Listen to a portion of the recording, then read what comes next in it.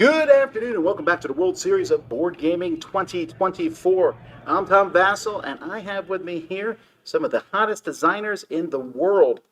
I'm going to let them introduce yourself and we'll start in alphabetical order. Asger Granerud, designer of Heat and a bunch of other games. Tell us some of these other games because you were complaining that people didn't know about all of them. No, I'm not complaining. It's when you get a massive hit, people will of course notice that one. Flamme Rouge was released in 2016. It's one of the bigger hits. Copenhagen is still around, selling a bit. Then there are a bunch of smaller, different games. I think most of them are out of print by now. All right. Hi, I'm Paul Dennen. I used to be known as the Clank guy. Lately, it's been the Dune Imperium guy, so we'll just leave it there. Yeah, but kind Direwolf. Kind of morphs back and forth between the Clank Legacies. It depends which game is coming out, yeah. Yeah, so what brings both of you here to the World Series of Board Gaming? Well, for me, it was Heat is part of the tournament series, and they invited me over, and I couldn't say no to a trip to Vegas and see the craziness of the strip. This is your first time here? Absolutely. You like it? It's fun and crazy. All right. Overwhelming when you come from quiet Denmark. I work out of Denver, so it's a pretty short flight over. And Dune is featured as a ring event. I missed it, though. I just got in today. So I'll be able to watch some games, tomorrow, the quarterfinals? I mean, Dune might be in the quarterfinals. Yeah, you never know. We'll find out. It's going to be pulled. That's going to be picked tonight. By the way, folks, if you have questions or anything, you can ask them in chat and let us know. When I see the chat there. Are we live?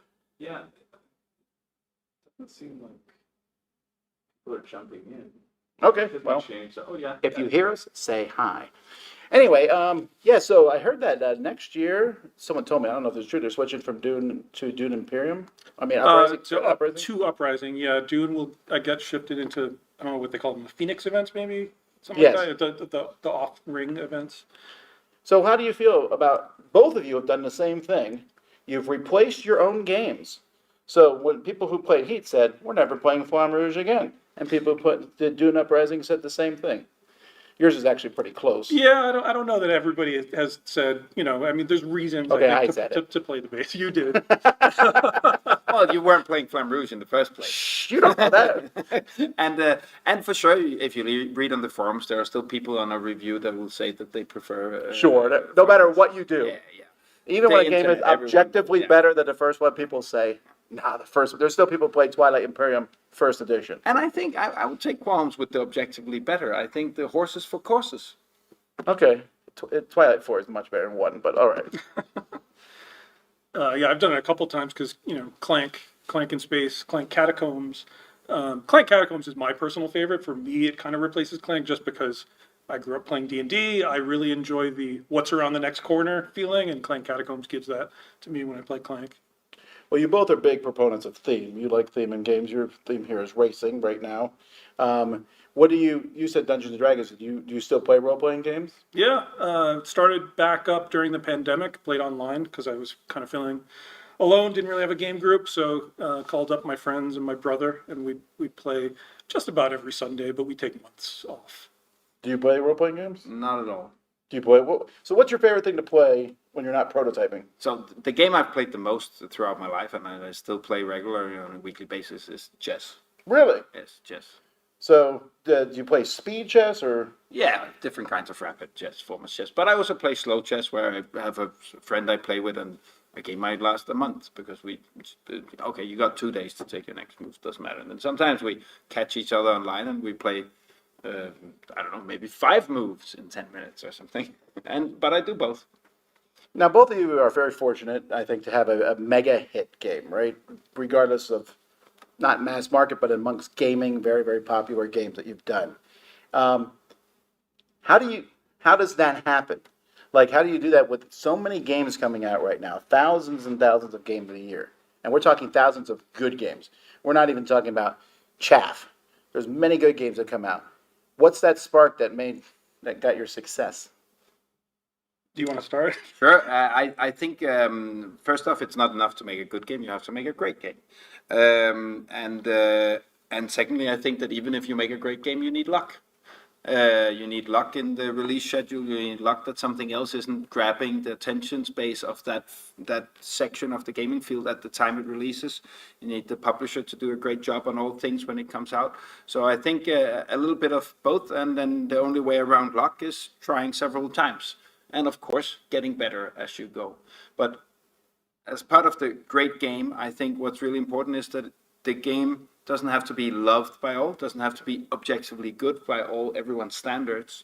We're not all listening to the same kinds of music, and that's fine. It doesn't mean music of one genre is bad or fantastic. But you have to really excite someone who likes that genre of gaming that your game is placed within. And not just make them happy, excite them enough that they become evangelists for your game and spreads it like organically in their gaming groups, which then keep spreading it. Yeah, he said it better than I could have, so I'll just add that, like, I think love and passion is a big part of it. Like, I work really hard on the games that I make. I'm like thinking about them all the time, not sleeping well sometimes during phases of development. So like, I love them, and I try to make something that I will love, and hopefully there's a segment of people who feel similar to me. So when you're playing games and you play a game and it has something new and you're like, wow, this is a really cool mechanism, do you immediately start thinking how you can morph that into your games? Probably with a couple games over the years, like Dominion, I think was a big one. Right. Just because like I had a Magic background, played a ton of Magic, loved drafting in Magic, but then when I played Dominion, I was like, oh man, this is giving me that same feeling of doing a Magic draft, but putting into a board game form where I can play in like an hour.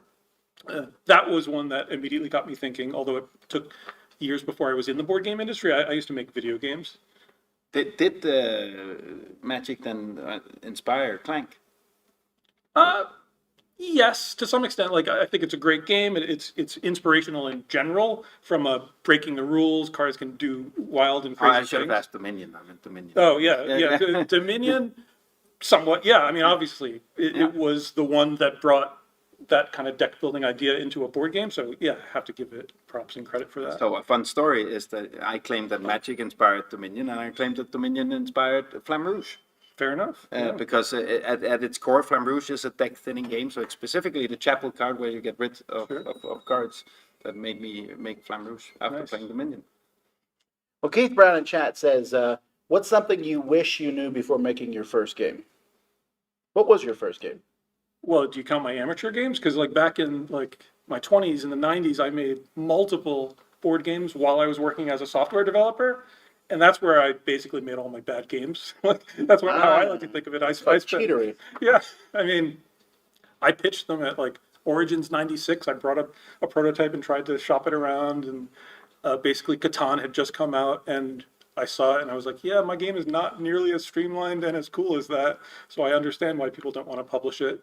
And I just like kept at it and kept doing amateur stuff. So what I wish I would have learned before I made that first game was I should have played Catan a few years earlier, but it had just come out that year. What about you? So I'm lucky that the first game I had released, of course there are the games that were never released, but the first game that was released was Flamme Rouge, which is still in print and here. And I still wouldn't want to change anything about that game. I think the thing I have learned is no longer to assume that I know what I'm doing, which is kind of like counterintuitive. Because by now, Daniel and I, my co-designer, I make all my games now with Daniel, we have learned that we sit down and we say, this will never work. So we don't play test that version of something for 2-3 months. And then we say, okay, maybe we should try it. And then it works. Right? Again and again and again, we have learned that instead of trusting our intuition, let's just test the limits of it. Okay, sure, this probably won't work. Let's find out. We can spend 20 minutes. Okay, it didn't work. Good. Cross it off the list. But sometimes we surprise ourselves by finding out that we don't know what we're doing. Sure. Yeah, I agree with that wholeheartedly. One of the designers I work with, Kevin Spack, who designed the Invincible hero building game, we released recently, pointed me to a great design video on YouTube where it's more about video games, but it applies totally to board games. Game design is a search algorithm, and you should be exploring in different directions, even if you aren't sure what's there, and explore as fast as you can to find the best game possible. And it does have leaps of faith in, like, let's just try this. And you want to go really fast. So I won't go further than that, but it's a great video. And what I've experienced also a lot from even relatively seasoned game designers or aspiring game designers is that I ask them something, what about this, and then they come with an explanation for why it doesn't work. And I often ask the simple question is, did you test it? And which the answer is like 9 times out of 10, no, because they've decided what it is they want to do instead of exploring. Sure. And it's, it is important to know what you want to do and stay within a particular theme. Like, I want the player to feel this way, and I know that if we slow the game by doing this matrix thing, that's not going to engender that feeling. So it's fair to cut some things off, but I think you're right that you also need to be daring.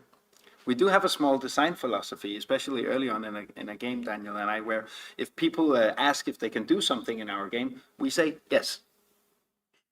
Oh, well, I mean, I would win a whole lot many more of your games. But the point is, when we see something that people are wanting to do, we give them a system where they can play around. They ask if they can do something. That's because they want to do it. Oh, yeah. So we try to facilitate the experience they want to actually have with the game. Of course, if it leads to things being broken, right? Sure. Then we will then go in. But the first order of business is to allow people to explore the system in the way they want to explore it. And then secondly, we need to make sure that's not a problem. But first we go along with the flow. Agreed. Bruce wants to know about your childhood. Did you grow up playing board games, or did you find it later in life? I very much played games since a very, very young age. I've played card games with my family and board games since I was, 5, 6, 7. And chess I picked up at age 8. And I think I was been 14 when I got into Magic. And then I did 15 years of Warhammer Fantasy, like almost full time.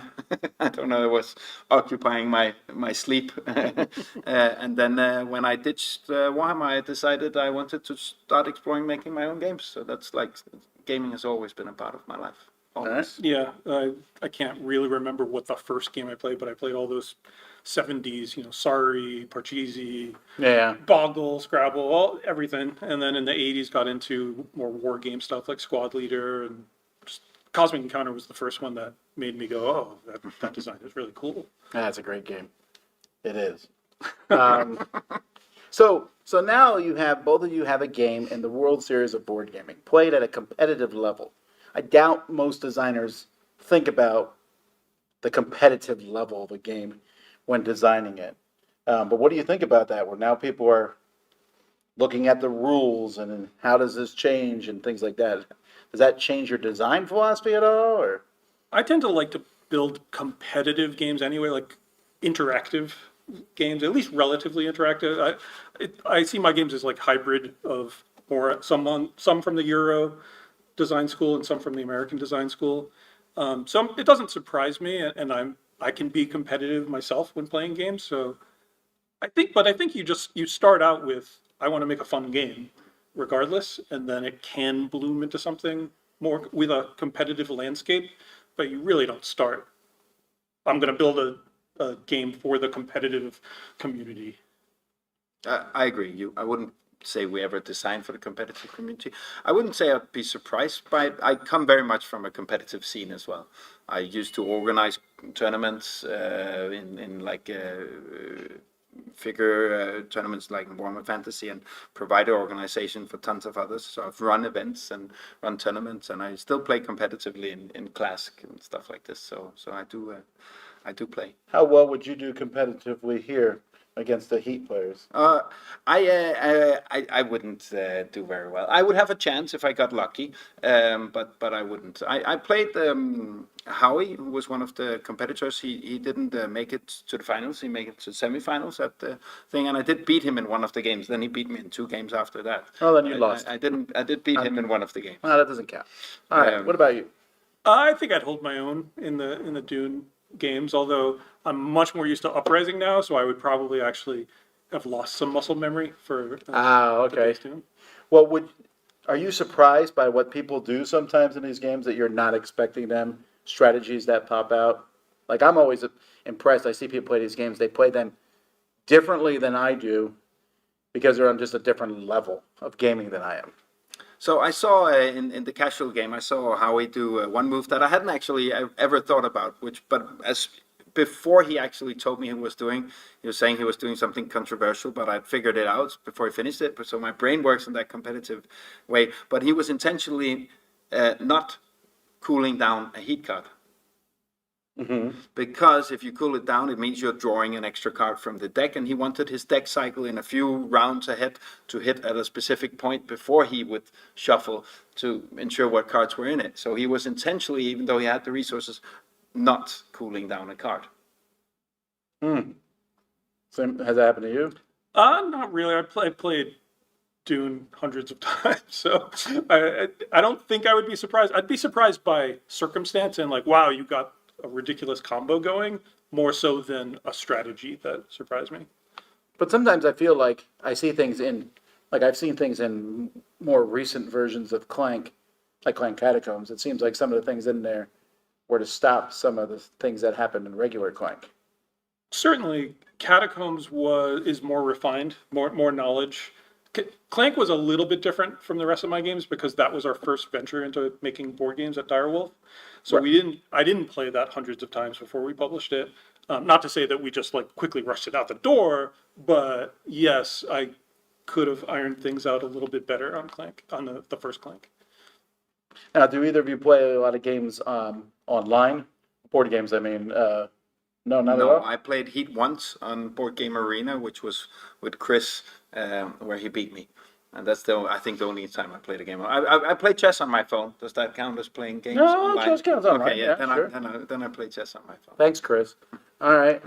I know you do because you got a whole Yeah, our half of your company, like, definitely dedicates a team to building a nice suite of, that's upon a suite of sweet games. So Keith wants to know what you're currently working on that you can talk about. We've been working on a ton of heat expansions, so we have them lined up for the coming 5 years. Not so much in order to ensure that we thought of the strategy into the future, both for our product release, but also so that we don't want to change a mechanic and we didn't think about it in a previous expansion, etc. So it kind of make a holistic design through. And then we're working on the games we publish from our own publisher, Sidekick Games, where we publish one game a year in March. And currently I'm working on the 2026 game, which I cannot tell about, but I'm going to Essen to show to partners, early show to partners. Got it. It's amazing. You haven't tried it. I haven't tried it. Well, you don't know that. All right, what about you? I mean, I can't officially talk about future games, but I am working on prototypes of future games, one that will hopefully be out sometime next summer, maybe. I guess I could say I'm working on Bloodlines, which is an expansion to Dune Imperium, but I'm not really working on it. I'm just going to review, how the factory will send you like a pre-production copy. So, we'll review that before we go into full production. I can talk about one thing that is coming in March. Okay. Hutan. So it's the Indonesian word for rainforest. It's a tile laying game where everyone's placing tiles, growing flowers, animals, and attracting animals of the growing flowers, trees, and then attracting animals from the Indonesian rainforest. A huge release in March 25. It's really fun. And it's very pretty, and you still haven't played it. But it's releasing in, I think, 26 territories worldwide from the first day. It's a big release. The up here in the US, and a lot of the people here will get a chance to play it tomorrow. Nice. All right. So we are here. Like I said, we're at the World Series of Board Gaming. We're playing a bunch of games. You're showing things off. We have the Dune Imperium tournament was yesterday, right? And Heat was the first day. And so the winners are playing other things. If you had to enter a tournament here that was not your own game, what would you play? Is Raw still on Raw the is still menu? in the thing. Absolutely Raw. Yeah.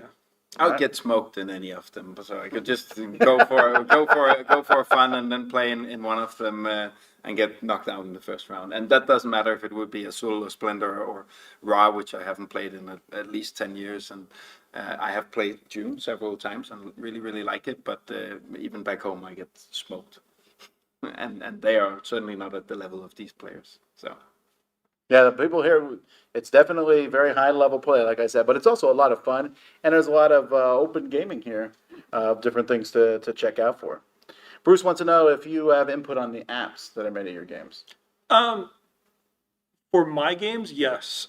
Not for the, like, we make, Everdell and other games for other companies, but I definitely check in on the games that I designed.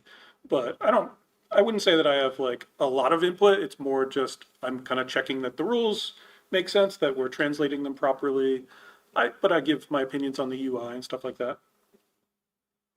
Alrighty, well, we have another designer here, John Clair. Does anyone want to switch out or stick around? Or I'll tap out. I'm in the middle of demoing yeah, for I somebody, know that so he's I'll in the get back middle, to so my demo. you're So, stuck here now. I'll All stay. right. Thank you. Thanks for coming by, Thanks Paul. for the time. See you later. See ya. All right, now we were supposed to do this yesterday. We were supposed to do these interviews. You might wonder why we flip flopped. Was it my fault? It was not. Was it Asger's fault? It was not. Was it Chris who's running the thing? It was not. It was our next guest who's really taking a long time to come sit in this chair.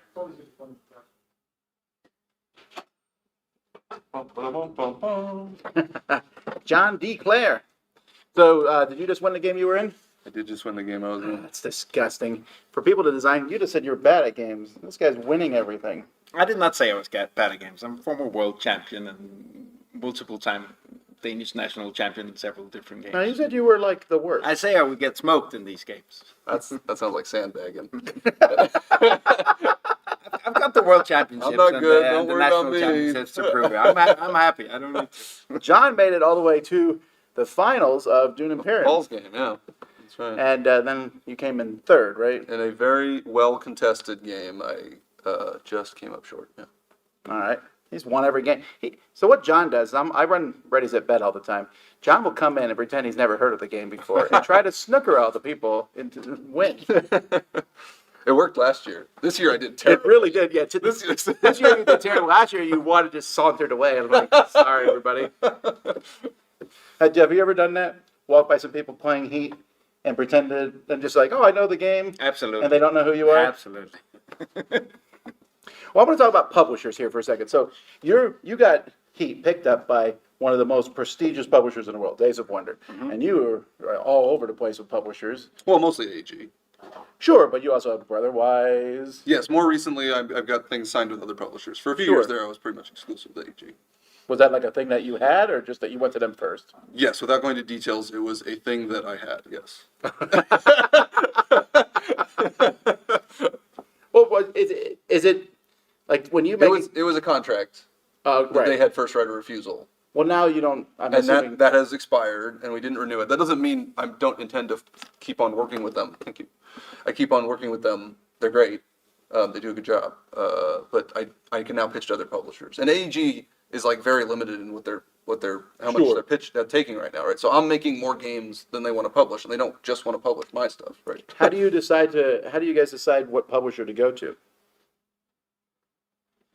You go ahead. So for the last 2.5 years or so, we haven't been going to publishers because we've been so busy doing the one game a year for ourselves and then doing these 6, 7, 8 Heat expansions. So we haven't actually been working on any new games that we're pitching. So we're not going to Essen or to Nuremberg or with new prototypes to show around. Sure, but how did you get Days of Wonder to look at your game? We contacted them and asked them for a meeting. How long ago was that? 10 years ago. Yeah. It takes a long time. And then of course the first contact was we were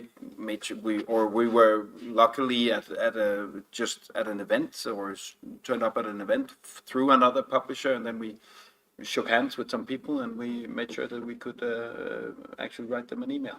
And we've published, I think, with 15 different publishers by now, close to at least. What about you? The place. I try to be reasonably selective out the gate when I'm deciding who to show it to. And then if they're not interested, I broaden it, right? So, and it's going to depend on if the publisher isn't interested in that type of games, if I already have a contact there. And a handful of the games that they've been working on, the publisher came to me with like an IP or something, right? So like I made the Mistborn deck building game. That was like, I already knew the publisher and we were working on something else together, and that was an opportunity. What's it like to work with suddenly one of the hottest IPs in the world? It's awesome. And those books are great. I'm a fan, so that helps. Yeah, it's really cool. When is that game coming out?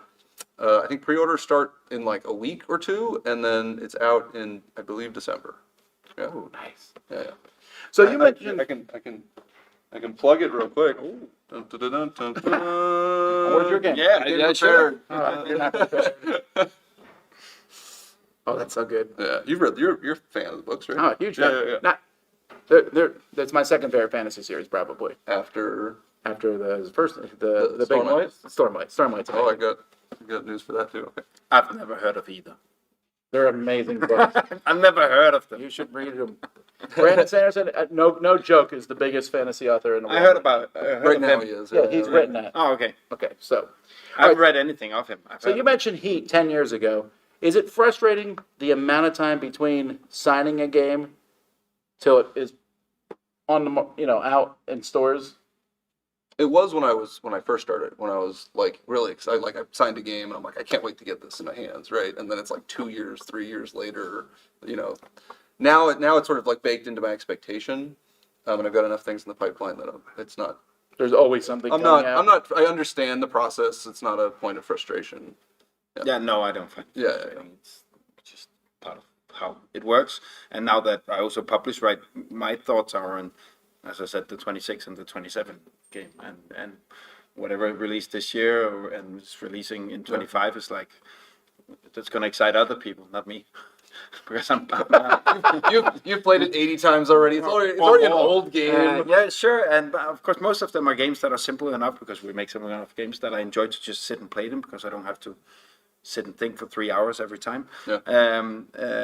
But there is just this pipeline of things. If you want to do it right and you want to do it properly, you will need years.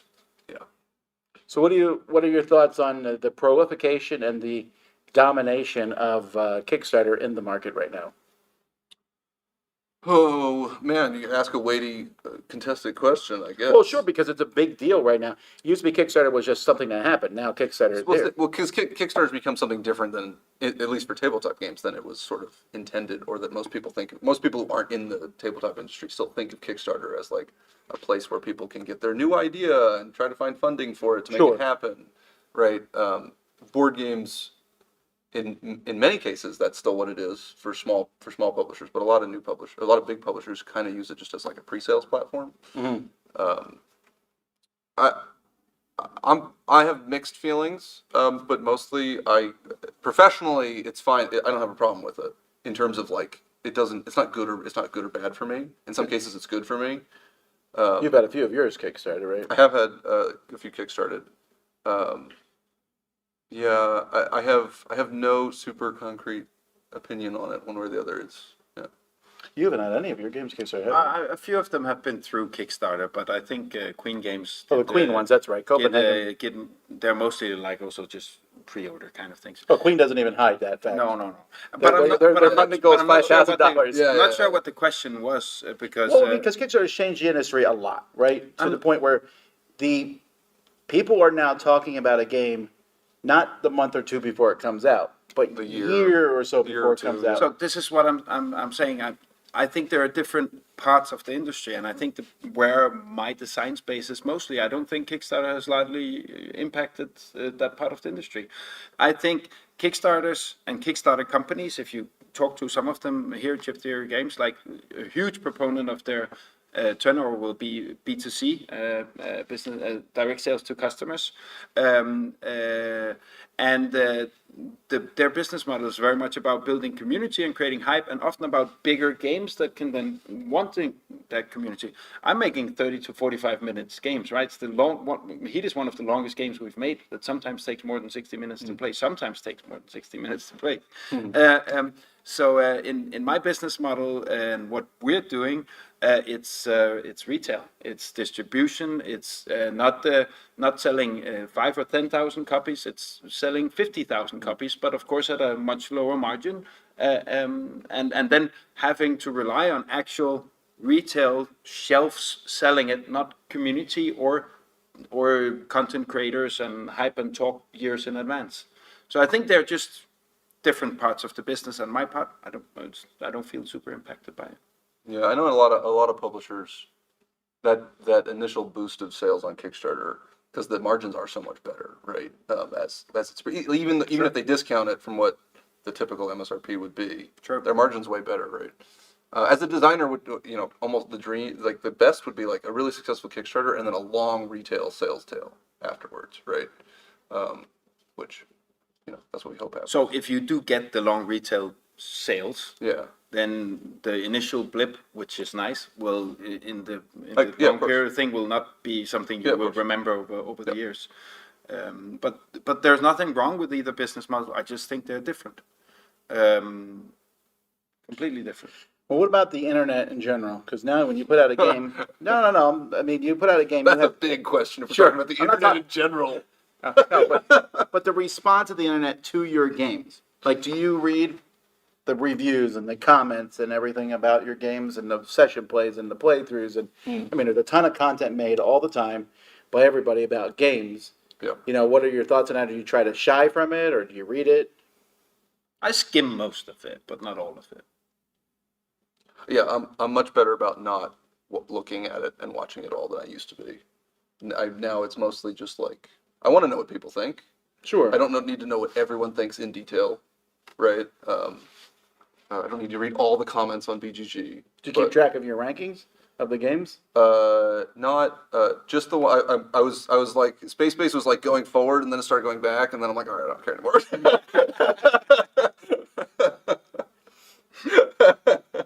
What about you? I know that Heat is 42. Life, the universe, and everything right there. 42. I don't know where any of my other games are. Yeah. So, but do you find that encouraging? I mean, I know there's some negatives on the internet, but there's a lot of people who are very thrilled about games, and you get feedback that you would not get otherwise, right? Otherwise, you only get it in person Yes. So, or in checks, I guess. yeah, I mean, a Same. lot of the feedback at that point is a little late, but right, game's already out. Yeah. But it depends on what you're looking for. Are you Yeah. looking for is it validation? No, I'm not looking for validation it's nice to hear people like my game, but it's lovelier to see them just having fun playing it. And then in the long term, it's, did you make a successful product that's also helping a publisher sell and earn money and lots of stores around the world create revenue there. I'm proud of those facts, and that's something I'm proud of, regardless of whether or not others like it, because the fact that it keeps doing it means that there are people out there liking it. Otherwise, it wouldn't stay on shelves. One of the things I started doing recently is if I find a comment or a quote that's like just like over the top, absurd, negative, I've started like saving them. I screenshot them. I love it. But I don't take it. I don't take it personally. But I love it.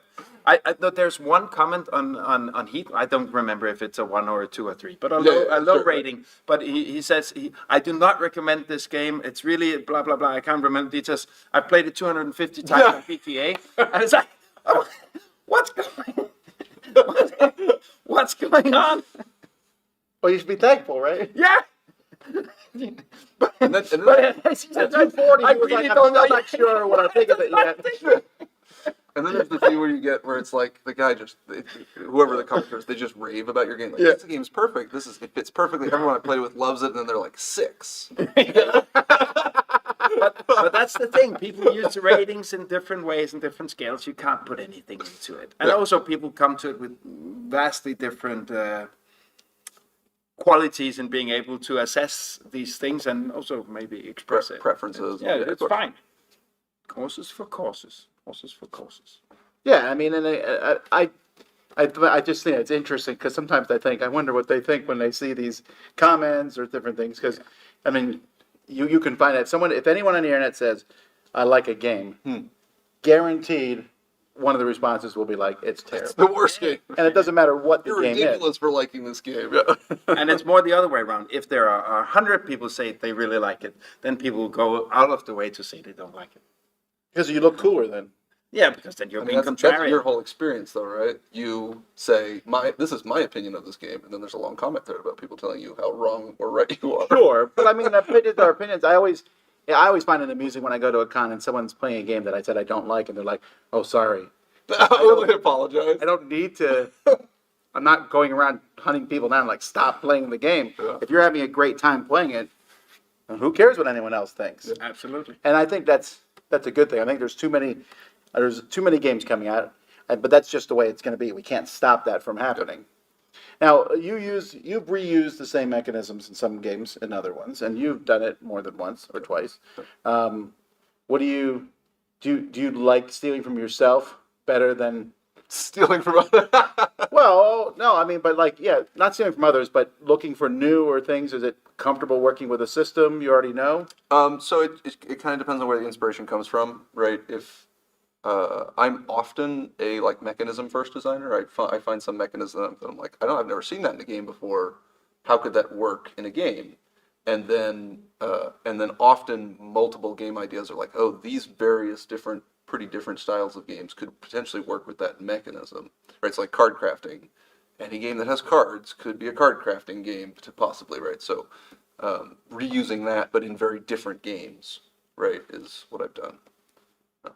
So I make all my games with my co-designer Daniel, and our brains work in slightly different ways. I think Daniel's might be a little more like John's, where he has a new mechanical idea and says, I have never seen something like this before, and then starts thinking about how it could work.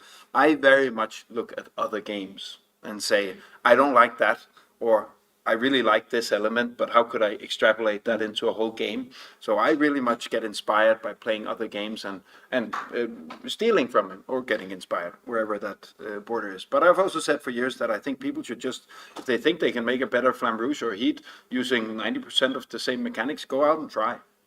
I'm not protective in saying you shouldn't do it. Go out and try. Yeah, Right. we're not stealing. We're being inspired by. No, and I get that. And, I mean, it's very obvious when you see a game that's kind of stolen, where it's like the same game with a different Yeah, theme. yeah. So That's the rarity. Yeah. One of the things I didn't do early in my career that I should have done, and now I want to try to do, is like if a important aspect of my game was inspired by another game, I want to put credit to like the games that inspired it in my rule book. And I didn't do that.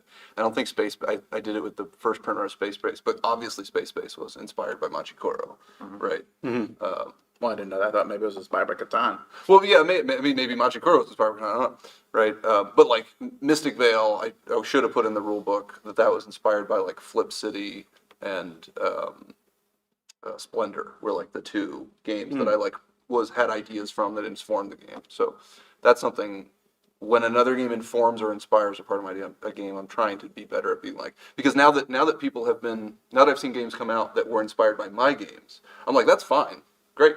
Yeah. You know, it would be cool if they were like, this inspired that though, right? So I'm like, obviously I should be doing that too. Yeah.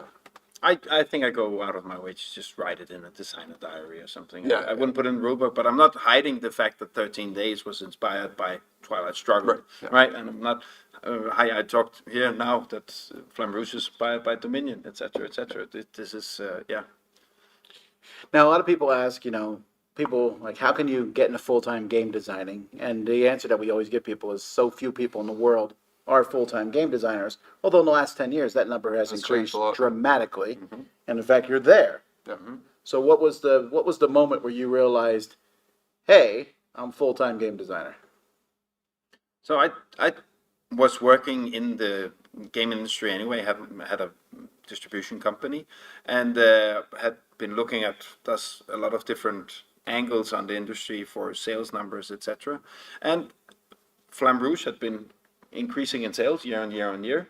I knew I had a pipeline of games releasing, and then at some point I decided to switch from the distribution and just focus on the creative aspect on it and take that leap of faith. And I think that was maybe 5 or 6 years after I started designing games more like systematically. And I think what you would want to do is do that. Try to do it slow. If you think you can say now, tomorrow, I want to be a full-time game designer, and then just go full-time, knowing the timelines and the pipelines in it, that would be a foolhardy exercise. You need to go slow and actually prove yourself and learn along the way and probably fail along the way, which is what Also, just prototyping is about.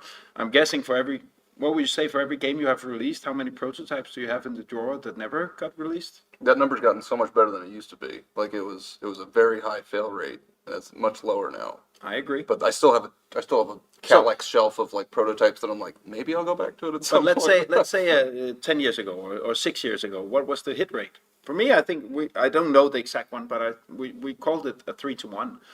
For every game that was released, we made at least 2 games that never got anywhere. Yeah, probably about right. Yeah, I would say So, and part of then getting to that better hit rate is, in my personal opinion and experience, having failed those those other. It's a craft. I mean, you get better with it. The more you do it, you learn certain ways to approach problems better. You can cut from a good idea to a good game faster, right? There's natural talent, and there's just like practice at it doing, right? It's honing the skills. You find that you just can't bring yourself to throw those prototypes away? Oh, I've thrown some away. If there's a core of something in there, they go on the shelf. That doesn't mean I will go back to that game, but that game being on the shelf is like, right, that idea was cool, and then it may solve a problem or something in a different game, or I will go back to it at some point. Yeah. Well, we go back for sure, but depends. As I said, we haven't had time to really design new games for a long time. Yeah. Well, all right. Well, we got some more tournaments coming up.